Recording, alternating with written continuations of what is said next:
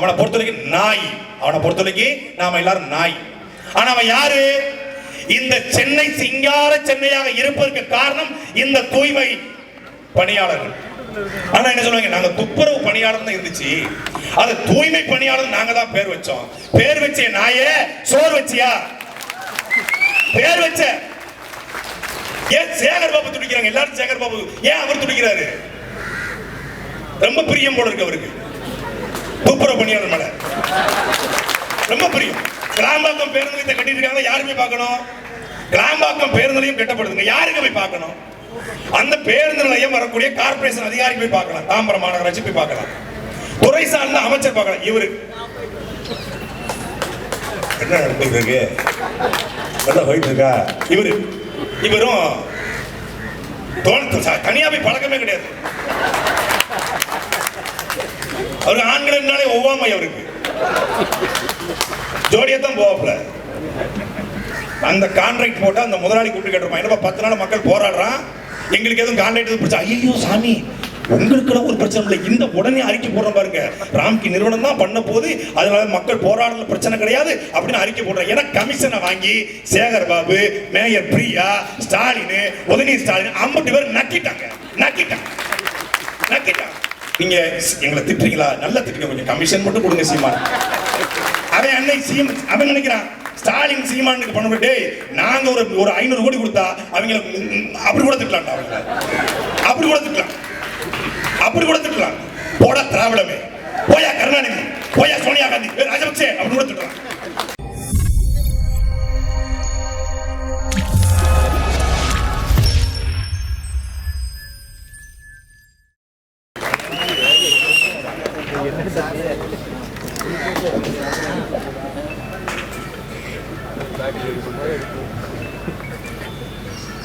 தூய்மை பணியாளர்களை தனியார்மயமாக்குவதை கண்டித்து நடந்து கொண்டிருக்கிற ஆர்ப்பாட்டத்தில் வந்திருக்கிற அண்ணன் அனைவருக்கும் அன்பது மேல பேனர் தட்டுது.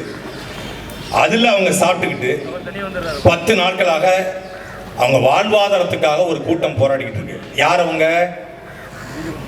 வெண்ணிலா கூட அழகா சொன்னாங்க, நாம சாப்பிட்டுட்டு பேப்பர் எடுத்து குப்பையில் போட்டுறோம், வாழைப்பழத்தை எடுத்து போட்டுறோம்.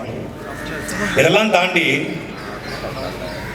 பேம்பர்ஸ், சலம், சீல் வச்ச இந்த புண் போட்டு கவர், இதெல்லாம் தூக்கி போடுறோம். இதெல்லாம் மனிதர்களுக்கு தொடக்கூட முடியாது. அதை எடுத்து துப்புரவுப்படுத்தி அதை குப்பைத்தொட்டில போட்டு அந்த குப்பையை கொண்டு போய் பெருங்குடியிலையும் பள்ளிக்கரையிலையும் போட்டு நீங்க 4-5 பேரை பார்க்க முடிஞ்சு. 4-5 பேரோட கையும் கிட்டத்தட்ட அழுகி போயிருக்கு. யாருக்குமே அந்த கை உரை கிடையாது, முகக்கவசம் கிடையாது, கால் உரை கிடையாது. நம்ம எல்லாத்துக்கும் ஞாபகம் இருக்கும், சென்னையில கடந்த பெருவெள்ளம் ஆர்கே நகருடைய சட்டமன்ற உறுப்பினர் ஜான் எபினேசர் அவர் வந்துட்டு இருக்காரு. சாலையில தண்ணி ஓடிக்கிட்டு இருக்கு, மாலாஞ்சாலை எல்லாம் கடந்து போயிட்டு இருக்கு. அப்போ ஒரு துப்புரவு பணியாளர், தூய்மை பணியாளர் கூட சொல்லிட்டு, நாய சீக்கிரம் பண்றா சொன்னாரா இல்லையா? இதுதான் இந்த ஆட்சியாளர்கள், தூய்மை பணியாளர்கள் நடத்துகிற லட்சணம். அவனை பொறுத்தவரைக்கும் நாய். அவனை பொறுத்தவரைக்கும் நாம எல்லாரும் நாய். ஆனா அவன் யாரு? இந்த சென்னை சிங்கார சென்னையாக இருப்பதற்கு காரணம் இந்த தூய்மை பணியாளர்கள். ஆனா என்ன சொல்லுவாங்க, நாங்க துப்புரவு பணியாளர் தான் இருந்துச்சு, அது தூய்மை பணியாளர் நாங்க தான் பேர் வச்சோம். பேர் வச்ச நாயே சோறு வச்சியா? பேர் வச்ச நாங்க தான் அரவாணிங்கிறத திருநங்கைன்னு மாத்தணும், அப்படி பேர் வைப்பாங்க, அழகழகா பேர் வைப்பாங்க. ஆனா அவங்க வாழ்வாதாரம் எப்படி இருக்காங்க, என்ன நிலைமையில இருக்காங்க, அதை பத்தி எங்களுக்கு என்ன கவலை இருக்கு? இவங்களுக்கு அருந்ததிய சமூகத்தின் மீதோ பறைய சமூகத்தின் மீதோ கோபம், வருத்தம், அவங்களை நசுக்கணும் அப்படிலாம் கிடையாது. அவனை பொறுத்த வரைக்கும் பணம், அவ்வளவுதான் பணம். அண்ணன் சீமான் அவர்கள் பத்திரிகையாளர் சொல்றாங்க இல்லையா, 2700 கோடி ரூபாய் இந்த தூய்மை பணிக்காக ஒரு தனியார் நிறுவனத்துக்கு ஒதுக்கி இருக்காங்க. 2700 கோடி ஒரு ஆண்டுக்கு. இந்த சென்னை மாநகராட்சியில அதிகபட்சமாக 17,000 தூய்மை பணியாளர்கள் இருப்பாங்களா? அதிகபட்சம் 17,000 பேருக்கு மாத சம்பளம் 30,000 ரூபாய் போட்டா கூட ஒரு மாசத்துக்கு 51 கோடி வருதுங்க. 30,000 அதிகபட்ச சம்பளம் சொல்றேன். நாங்க ஆட்சிக்கு வந்தா குறைந்தபட்ச சம்பளம் 25,000 சொல்லிருக்காங்க எல்லாருக்கும். 30,000 சம்பளம் போட்டா கூட இந்த 17,000 தூய்மை பணியாளர்களுக்கு 51 கோடி வருது. அப்ப ஒரு ஆண்டுக்கு கிட்டத்தட்ட 600 கோடி வருது. 2,700 கோடி எவன் தாடியா இருக்கடா நீ 2,700 கோடி போடுற? எதுக்கு போடுற? அப்ப என்ன கமிஷன்? தனியார் முதலாளிகிட்ட கொடுத்தா 20% 30% கமிஷன் எதுக்கு போவோம்? சித்தரஞ்சன் சாலைக்கு போவோம். அது ஹம்மர் காராவும் ஃபார்ச்சுனர் காராவும் மரியா சொன்னது போல அது லேண்ட் க்ரூசர் காராவும் வெளியே வரும், ரேஞ்ச் ரோவரா வெளியே வரும், பெராரியா வெளியே வரும். அதுக்காகத்தான் ஏன் சேகர் பாபு துடிக்கிறாங்க எல்லாரும். சேகர் பாபு ஏன் அவர் துடிக்கிறாரு? ரொம்ப பிரியம் போல இருக்கு அவருக்கு துப்புரவு பணியாளர் மேல ரொம்ப பிரியம். கிளாம்பாக்கம் பேருந்து நிலையத்தை கட்டிட்டு இருக்காங்க, யாருமே பார்க்கணும். கிளாம்பாக்கம் பேருந்து நிலையம் கட்டப்படுதுங்க, யாருக்கு போய் பார்க்கணும்? அந்த பேருந்து நிலையம் வரக்கூடிய கார்பரேஷன் அதிகாரி போய் பார்க்கலாம், தாம்பரம் மாநகராட்சி போய் பார்க்கலாம், துறை சார்ந்த அமைச்சர் பார்க்கலாம். இவரு என்ன நடந்துருக்கு, நல்லா போயிட்டு இருக்கா? இவரும் தனியா போய் பழக்கமே கிடையாது. அவரு ஆண்கள் ஒவ்வாமை, அவருக்கு ஜோடியத்தான் போவாப்ல. 11:30 மணிக்கு போய் அந்த சொல்லிருக்கான், முதலமைச்சர் குடும்பத்துக்கு சாபம் ஓட்டுறீங்க, நீங்களா அவ்வளவு பெரிய ஆட்களா?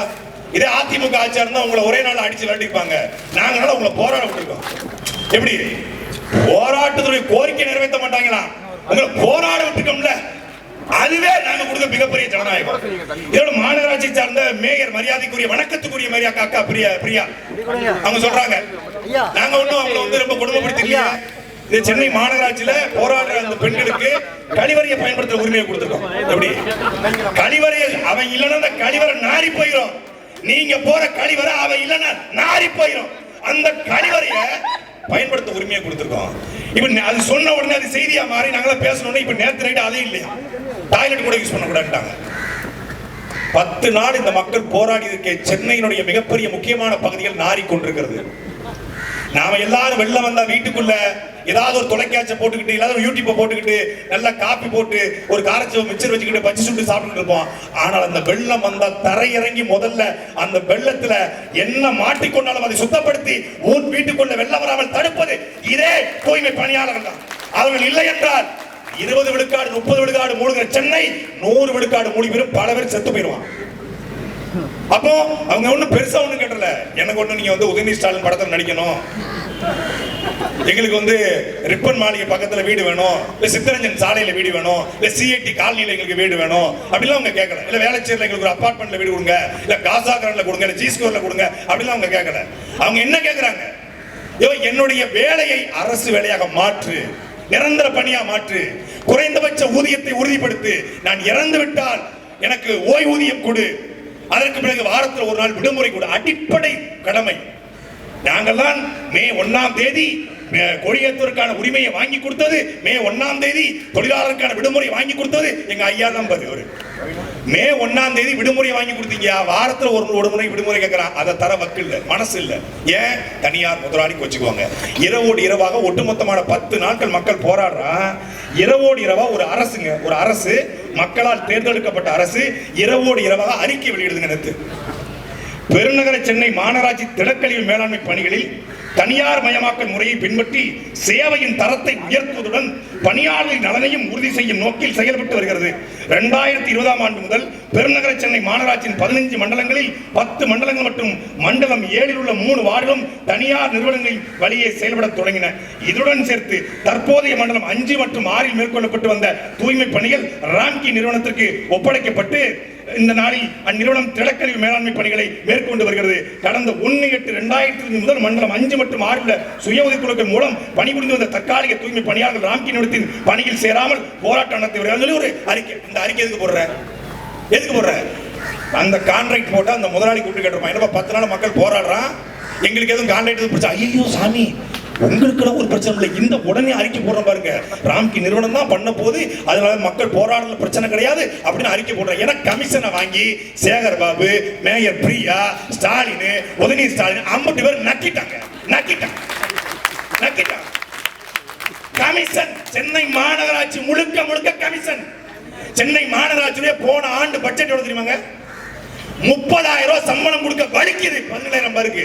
போன ஆண்டு பட்ஜெட் 8,157 கோடி. எவ வீட்டுக்கு லிப்ஸ்டிக் வாங்கடா? எவ வீட்டுக்கு லிப்ஸ்டிக் வாங்க? 8,157 கோடி எதற்கடா? என்ன பண்ற?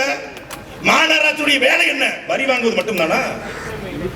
இது பேரு பெருநகர சென்னை, கிரேட்டர் சென்னை கார்பரேஷன் எல்லாமே அப்படிதான் பாங்க. இல்லம் தேடி கல்வி, மக்களை தேடி மருத்துவம், உங்களுடன் ஸ்டாலின், ஸ்னேகா அந்த பேர்ல விழுந்த வரல விவேக், அது மாதிரி அந்த பேர் நினைட்டா அது மாதிரி கிரேட்டர் சென்னை கார்பரேஷன் ரொம்ப இதா இருக்குமோ நாரி கிடக்கு. கழிவறைக்கு டெண்டர் விட்டுருக்காங்க. எங்க அண்ணன் எல்லா ஸ்கேமையும் பத்தி பேசினாங்க. எங்க அண்ணன் ஒவ்வொரு முறையும் நாங்க சொல்றோம், அது 2010-11 டேய் மண்டை ஓடு மட்டும் விலை போகும்னா கலட்டி வித்துருவாங்கடா அப்படின்னாரு. இவங்க மண்டை ஓடு கூட இல்ல, கழிவறை. ஏங்க செந்தில் பாலாஜி டாஸ்மாக்ல ஸ்கேம் பண்ணாரு, ரேஷன் கடையில ஸ்கேம் பண்றாங்க, மணல்ல கொள்ளையடிக்கிறாங்க. அது கூட ஒரு சரி போயிட்டு போ, ஏதோ பண்ற பாட்டுக்கு 10 ரூபா வாங்குற புடைச்சிட்டு பண்ணி விட்டுறலாம். பீர பாட்டில் கூலிங்கா இருந்தா 20 ரூபா வாங்குற போய் தொடர்ந்து விட்டுறலாம். ஆனா ஒரு டாய்லெட் ராயபுரம் திருவிக்கா நகர் இந்த 2 பகுதியில டாய்லெட்டுக்கு பாருங்க, டாய்லெட் சீட்டு இதை சுத்தப்படுத்துகிறதுக்கு எவ்வளவு ஒதுக்கிருக்காங்கன்னா 3 ரூபா 18 காசு. எப்ப வரைக்கும்? 2022 பிப்ரவரி வரைக்கும் 3 ரூபா 18 காசு இருந்தா ஒரு டாய்லெட்டை சுத்தப்படுத்த முடியும். இவன் வந்த உடனே யாரு? நம்ம அப்பா.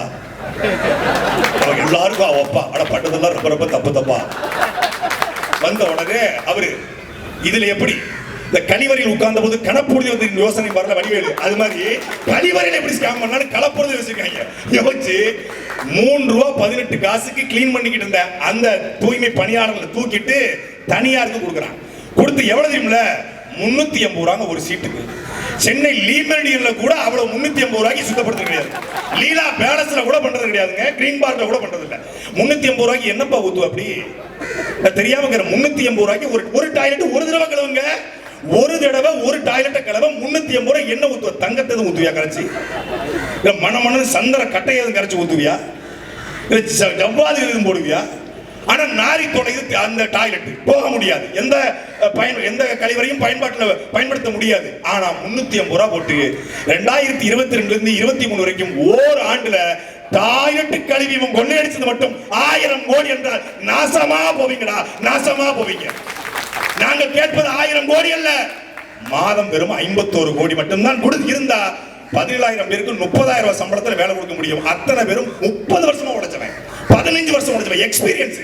ஒரு இடத்துல எந்த இடத்துல சாக்கடை அடைச்சிருக்கும், எந்த இடத்துல பாதாள சாக்கடை பிரச்சனை இருக்கும், இது எந்த வழியா வருது, பைப் எந்த வழியா வருது, எல்லாத்தையும் தெரிஞ்சவன் என்னுடைய தூய்மை பணியாளர்கள். நீ வடநாட்டுக்காரன், அவனுக்கு கிழக்கும் தெரியாது, மேற்கும் தெரியாது, தெற்கும் தெரியாது, வடக்கும் தெரியாது. அவன் இங்கிட்டு குத்துதான், அங்கிட்டு தண்ணி பொத்துக்கிட்டு வந்துடும், மொத்தமா சாக வேண்டியதான். நான் வந்து பையில அடைச்சிருக்குப்பா பையா வான்னா அவன் வந்து பையன் வருவான், பையன் வருவான். அதுக்குள்ள நான் மூழ்கி இங்கிட்டு கிடப்பேன் அப்பா அப்படின்னு செத்துக்க ஆட வேண்டியதான். அப்புறம் அல்ரைக்கு தான் வருவாங்க. இன்னைக்கு அரசு நம்ம எல்லாரும் தூய்மைப்படியா சுத்தப்படுத்துற பேசுறோம். அரசு மருத்துவமனையை தனியார் கொடுத்துட்டாங்க. அரசு மருத்துவமனையில் இருந்தக்கூடிய தூய்மை பணியாளர்களுடைய ஒப்பந்தம் ரத்து செய்யப்பட்டு தனியார் கொடுக்கப்பட்டிருக்கு.